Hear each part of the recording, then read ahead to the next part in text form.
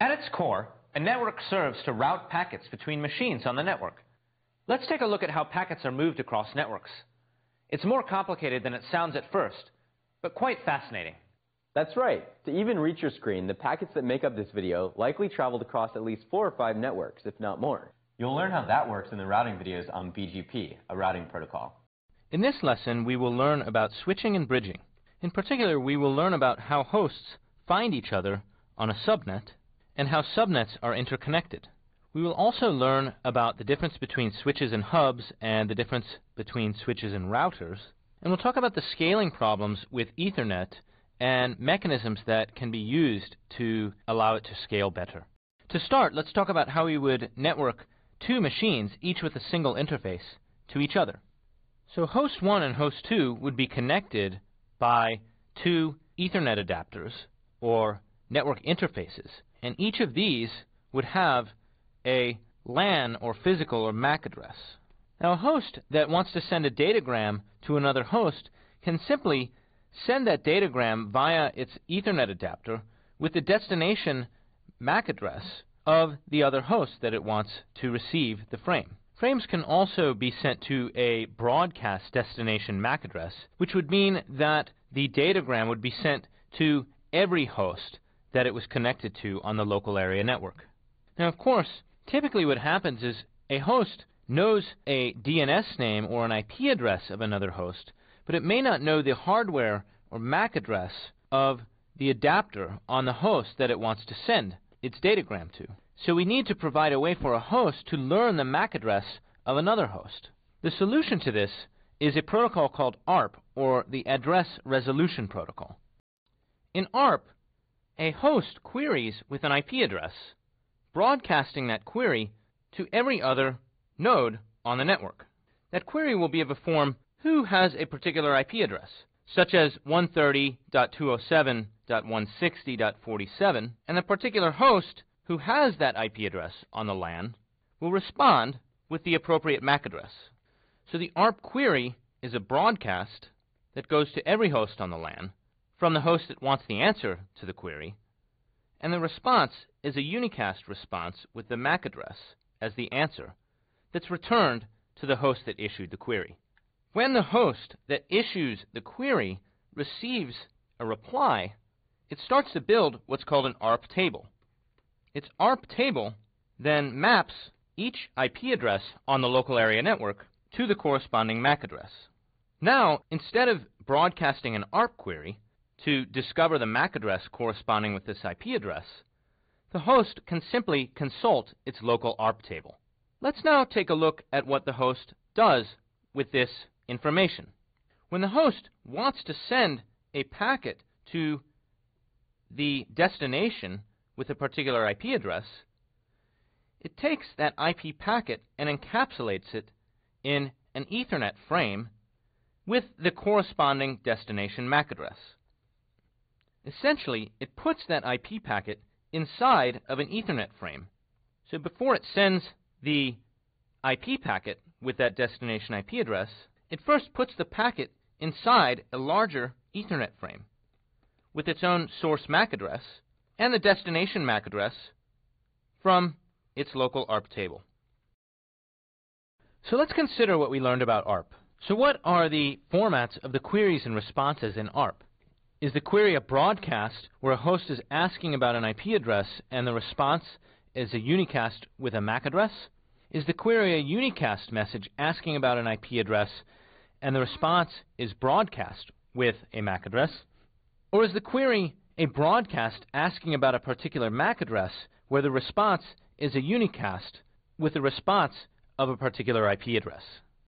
The purpose of ARP is to allow a host to discover the MAC address corresponding to a particular IP address, and the host doesn't know which host on the LAN owns that particular MAC address. So ARP allows the host to send a broadcast query asking about who owns a particular IP address, and the response comes from the owner of that particular IP address, and the response is the MAC address. The simplest way that a LAN can be connected is with something called a hub. Hubs are the simplest form of interconnection, and in some sense, they don't even exist in networks anymore today because you can build a switch for essentially the same price. But for the sake of example, let's just take a look at how a LAN would be connected with a hub. Now, a hub essentially creates a broadcast medium among all of the connected hosts, where all packets on the network are seen everywhere. So if a particular host sends a frame that's destined for some other host on the LAN, then a hub will simply broadcast that frame that it receives on an incoming port out every outgoing port. So all packets are seen everywhere. There is a lot of flooding, and there are many chances for collision. The chance of collision, of course, introduces additional latency in the network because collisions require other hosts or senders to back off and not send as soon as they see other senders trying to send at the same time. LANs that are connected with hubs are also vulnerable to failures or misconfiguration because even one misconfigured device can cause problems for every other device on the LAN. Suppose that you had a misconfigured device that was sending a lot of rogue or unwanted traffic. Well, on a network that's connected with hubs, every other host on the network would see that unwanted traffic. So we need a way to improve on this broadcast medium by imposing some amount of isolation. So in contrast, switches perform some amount of traffic isolation so that the entire LAN doesn't become one broadcast medium, but instead we can partition the LAN into separate broadcast domains or collision domains. Now, a switch might break the subnet into multiple LAN segments. Typically, a frame that is bound for a host in the same part or segment of the LAN is not forwarded to other segments. So for example, if we had a network with 3 hubs all connected by a switch, then each of these would be its own broadcast domain. And if a host here wanted to send a frame to another destination in the same segment, well, that frame would be broadcast within that domain, but the switch would recognize that the destination was in the same segment and would not forward the packet on output ports destined for other LAN segments where the destination was not. Now, enforcing this kind of isolation requires constructing some kind of switch table or state at the switch, which maps destination MAC addresses to output ports. Let's take a quick look at how learning switches work. A learning switch maintains a table between destination addresses and output ports on the switch, so that when it receives a frame destined for a particular place, it knows what output port to forward the frame. Initially, the forwarding table is empty, so if there's no entry in the forwarding table, the switch will simply flood. Let's look at a quick example. If host A sends a frame destined for host C, then initially the switch has nothing in its table to determine where that frame should be sent, so it will flood the frame on all of its outgoing ports. On the other hand, because the frame has a source address of A and arrived on input port 1, the switch can now make an association between address A and port 1. In other words, it knows that the host with address A is attached to port 1, so that in future, when it sees frames destined for host A, it no longer needs to flood, but can instead send the frames directly to port 1. So for example, when C replies with a frame destined for A, the switch now has an entry that tells it that it doesn't need to flood that packet, but instead can simply send the packet directly to the output port. Note also that when C replies, the switch learns another association between address C and port 3. So future frames destined for host C no longer need to be flooded either. They can simply be forwarded to output port 3. So in summary, if a learning switch has no entry in the forwarding table, it must flood the frame on all outgoing ports, but otherwise it can simply send that frame to the corresponding output port in the table. Note that learning switches do not eliminate all forms of flooding. The learning switch must still flood in cases where there's no corresponding entry in the forwarding table, and also these switches must forward broadcast frames, such as ARP queries. Now, because learning switches still sometimes need to flood, we still have to take care when the network topology has loops. Now, most underlying physical topologies have loops for reasons of redundancy. If any particular link fails, you'd still like hosts on the LAN to remain connected. But let's see what happens when the underlying physical topology has a loop. Let's suppose a host on the upper LAN broadcasts a frame. Each learning switch will hear that frame and broadcast it on all of its outgoing ports. When that broadcast occurs, the other learning switches that are in the topology that contains a loop will hear the rebroadcasts. They, in turn, will not know that they shouldn't rebroadcast the packet that they just heard, so each of those switches will in turn rebroadcast the packet on their outgoing ports. And of course, this process will continue, creating both packet loops and what are known as broadcast storms. So cycles in the underlying physical topology can create the potential for learning switches to introduce forwarding loops and broadcast storms. So we need some kind of solution to ensure that even if the underlying physical topology has cycles, which it often needs for redundancy, that the switches themselves don't always flood all packets on all outgoing ports. In other words, we need some kind of protocol to create a logical forwarding tree on top of the underlying physical topology. So as a quick quiz about learning switches, let's suppose that initially the switch forwarding table is empty and host D sends a frame that is destined for host B. Fill out the entry in the switch forwarding table that is populated as a result of this message. When the switch sees the frame from host D destined for host B, it doesn't know what to do with the frame, so it forwards that frame on all of its output ports. However, because it sees a frame arrive from source D, it knows that future frames that are destined for source D should be output on port 4. The solution to this problem is to construct what's called a spanning tree, which is a loop-free topology that covers every node in the graph. The set of edges shown in blue constitute what's known as a spanning tree. The collection of edges in the blue topology covers every node in the underlying physical topology, and yet there are no loops in the blue topology. Now, instead of flooding a frame, a switch in this topology would simply forward packets along the spanning tree. So for example, this switch would only send a frame along the port corresponding to the blue edge, and would not forward the frame out any edges that were not part of the spanning tree.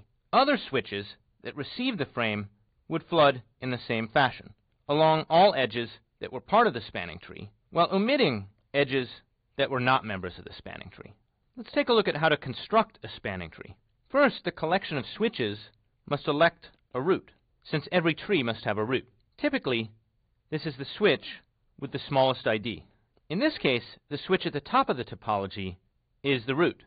Then, each switch must decide which of its links to include in the spanning tree, and it excludes any link if that link is determined to be not on the shortest path to the root. For example, let's consider the switch in the lower right. It has 3 links. This link takes it on a path that's 3 hops from the root. This link takes it on a path that's 2 hops to the root. And this link takes it on a path that's 1 hop to the root. Any link that's not on a shortest path to the root is excluded, and any link that's on a shortest path to the root is included. Similarly here, this edge is on a path that's 1 hop away from the root, and this edge is on a path that's 2 hops away. So this node will exclude this link from the spanning tree. Now each switch repeats this process to exclude links from the underlying topology, and ultimately this yields a forwarding topology that looks like the blue graph. Now, of course, there's an issue, which is how do we determine the root in the first place? Well, initially, every node thinks it's the root, and the switches run an election process to determine which switch has the smallest ID, and if they learn of a switch with the smaller ID, they update their view of the root, and they compute the distance to the new root. Whenever a switch updates its view of the root, it also determines how far it is from that root, so that when other neighboring nodes receive those updates, they can determine their distance to the new root simply by adding 1 to any message that they receive. Let's take a quick example. Suppose the message format is as follows: Y, D, and X, where X is the origin of the message, Y is the node being claimed as root, and D is the distance of the particular node sending this message, x, from the claimed root. So initially, every switch in the network broadcasts a message like x0x to indicate that the node that it thinks itself is the root. When other switches hear this message, they compare the ID of the sender to their own ID, and they update their opinion of who the root is based on the comparison of these IDs. Let's suppose that we have the following graph, and switch number 4 thinks it's the root. So it will send a message 404 to nodes 2 and 7. But 2 also thinks it is the root, so 4 is going to receive the message 202 from node 2, and then it's going to realize that 4 is just one hop away from node 2. So node 4 will update its view of the root to be node 2. Eventually, 4 will also hear a message 217 from node 7, indicating that node 7 thinks it is one hop away from its view of the root, which is node 2. It will realize that the path through node 7 is a longer path to the root, and it will remove the link 47 from the tree. We can repeat this process, and ultimately we will end up with a spanning tree. Let's do a quick comparison of switches and routers. Switches typically operate at layer 2. A common protocol at layer 2 is Ethernet. Switches are typically automatically configuring, and forwarding tends to be quite fast, since packets only need to be processed through layer 2 on flat lookups. Routers, on the other hand, typically operate at layer 3, where IP is the common protocol, and router-level topologies are not restricted to a spanning tree. One can even have multipath routing, where a single packet could be sent along one of multiple possible paths in the underlying router-level topology. So in many ways, Ethernet or layer 2 switching is a lot more convenient, but one of the major limitations is broadcast. The spanning tree protocol messages and ARP queries both impose a fairly high load on the network. So this raises the question of whether it's possible to get many of the benefits of the auto-configuration and fast forwarding of layer 2 without facing these broadcast limitations. As it turns out, there are ways to strike this balance, and in the third part of the course, when we talk about network management, we will look at some ways to scale Ethernet to very large topologies, for example, in data center networks. We'll also explore how an emerging technology called software-defined networking, or SDN, is effectively blurring the boundary between layer 2 and layer 3. So in this lesson, we'll look at an important question in switch design, which is how much buffering do routers and switches need? It's fairly well known that routers and switches do need packet buffers to accommodate for statistical multiplexing, but it's less clear how much packet buffering is really necessary. Now, given that queuing delay is really the only variable part of packet delay in the Internet, you'd think that we'd know the answer to this question already. And for quite some time, there have been some well-understood rules of thumb, but it turns out that we've recently revisited this question and come up with some different answers. So let's first look at the universally applied rule of thumb. Now, for the sake of the examples in this lesson, I'm going to use routers and switches interchangeably because it doesn't really matter. All that matters here is that we have a network device that's a store and forward packet device that has the capability of storing a frame or a packet and then later sending it on. So let's suppose that we have a path between a source and a destination, and the round-trip propagation delay is 2t, and the capacity of the bottleneck link is c. Now, the commonly held view is that this router needs a buffer of 2t times c. It should be clear why this rule of thumb exists.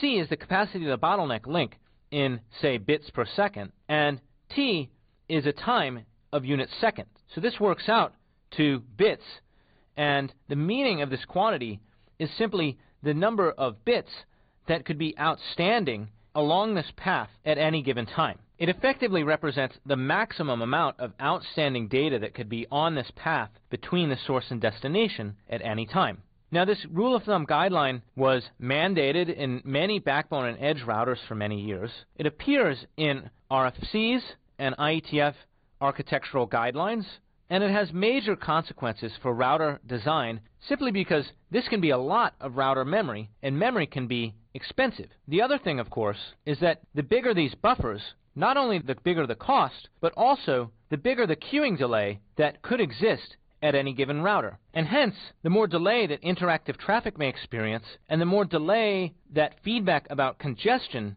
will experience. the longer these delays are, the longer it will take for the source to hear about congestion that might exist in the network. Now, to understand why this guideline is incorrect, let's first rederive the rule of thumb a bit more formally, and then we'll understand why it does not always apply in practice. Let's suppose that we have a TCP sender that's sending packets where the sending rate is controlled by the window W, and it's receiving X. Now, at any time, if the window is W, only W unacknowledged packets may be outstanding. So the sender's sending rate, R, is simply the TCP window W divided by the round-trip time of the path. So the rate is W over RTT. Now remember that TCP uses additive increase, multiplicative decrease, or AIMD, congestion control. So for every W AX received, we send W plus 1 packets. And our TCP sawtooth will look something like this. We'll start at a rate W max over 2, increase the window to W max, and then when we see a drop, we will apply multiplicative decrease and reduce the sender's sending rate to W max over 2 again. So here, right at the point of a packet drop, this represents the maximum number of packets that can be in flight. So again, the required buffer is the maximum number of packets that can be in flight, or simply the height of this TCP sawtooth. Now we know the rate is W over RTT, and we'd like the sender to send at a common rate, R. And if we'd like the sender to be sending at the same rate before and after it experiences a loss, then we know that the rate before the drop must equal the rate after the drop. So then we can set these two rates equal. We know that the RTT is part transmission delay, T, and part queuing delay, which is the maximum buffer size of the bottleneck link divided by the capacity of the bottleneck link. We also know that after reducing the window, the queuing delay is 0. So we can replace the term on the left with W old over 2T plus B over C, and we can replace the term on the right with W old over 2, because the congestion window has been reduced by half, divided by 2T, simply the propagation delay with no queuing delay. Now, if we solve this equation, we find that the required buffering is simply 2T times C. Now, the rule of thumb makes sense for a single flow, but a router in a typical backbone network has more than 20,000 flows. And it turns out that this rule of thumb only really holds if all of those 20,000 flows are perfectly synchronized. If the flows are desynchronized, then it turns out that this router can get away with much less buffering. Now, if TCP flows are synchronized, the dynamics of the aggregate window, as shown in the upper part of the graph, would have the same dynamics as any individual flow.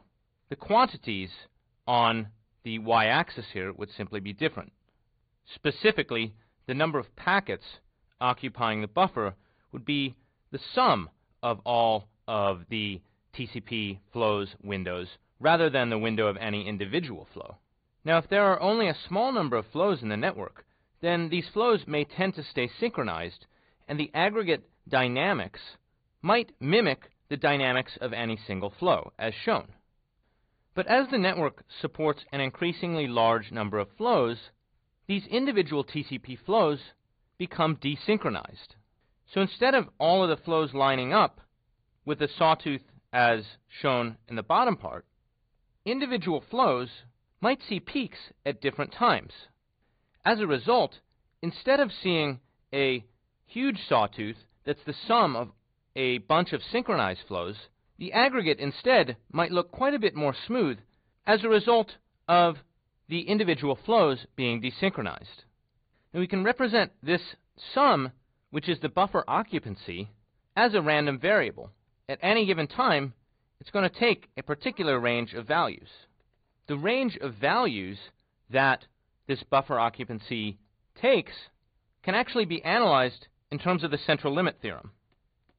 The central limit theorem tells us that the more variables that we have, and in this case, the number of variables are the number of unique congestion windows of flows that we have, the narrower the Gaussian will be. In this case, the Gaussian is the fluctuation of the sum of all of the congestion windows. In fact, the width decreases as 1 over root n, where n is the number of unique congestion windows of flows that we have. And therefore, instead of the required buffering needing to be 2t times c, we can get away with much less buffering, in particular 2 times c divided by the square root of n, where n is the number of flows passing through the router.